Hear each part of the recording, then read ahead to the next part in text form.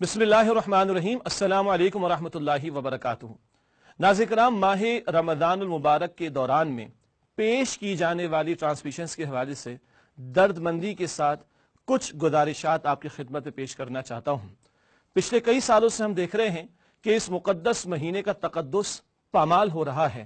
خاص طور پر ہمارے سیٹلائٹ چینلز کے جو پروگرامز ہیں، اکثر و بیشتر ان میں شریعت کے خلاف کام کیے جا رہے ہیں۔ خدا را غور کریں، یہ مقدس مہینہ ہے جو نزول قرآن کا مہینہ ہے، یہ اللہ سبحانہ و تعالیٰ کا مہینہ ہے، خدا را اس کی حرمت کو پامال نہ کیا جائے۔ میں چینلز کے مالکان سے گزارش کرتا ہوں، بہت سے ذرائع انہوں نے اختیار کر رکھے آمدنی کے، میں بحث نہیں کرنا چاہتا، مگر خدا را اللہ کے اس مہینے کو، قرآن کے اس مہینے کو تو چھوڑ دیجئے۔ وہ تاجر برادری جو اپنی پروڈکٹس کی مارکیٹنگ کے لیے بہت سارے ذرائع اختیار کرتی ہے، خدا را ایسے چھچور پن کے پروگرامز جن میں شریعت کی خلاف ورزی کی جاتی ہے، خدا را ان میں تو اپنا حصہ نہ ڈالیں ایڈورٹائزمنٹ کے نام پر۔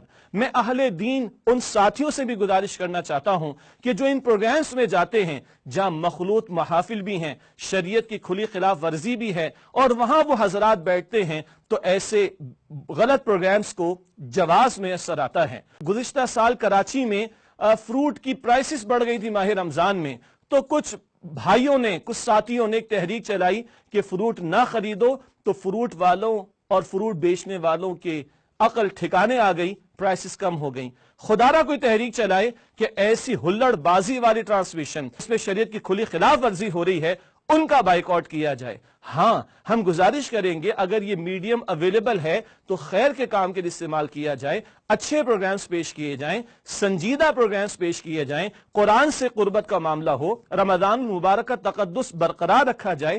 خدا را احترام کر لیجئے، کہیں ہم اللہ کے عذاب کو دعوت نہ دے رہے ہوں۔ میں اللہ سے دعا کرتا ہوں اللہ ہم مسلمانوں کو بھی توفیق دے، ہم یکسو ہو جائیں ماہ رمضان مبارک میں اللہ سبحانہ و تعالیٰ کی طرف۔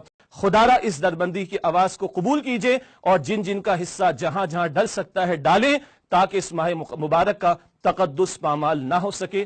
وآخر دعوانا ان الحمدللہ رب العالمین، والسلام علیکم ورحمۃ اللہ وبرکاتہ۔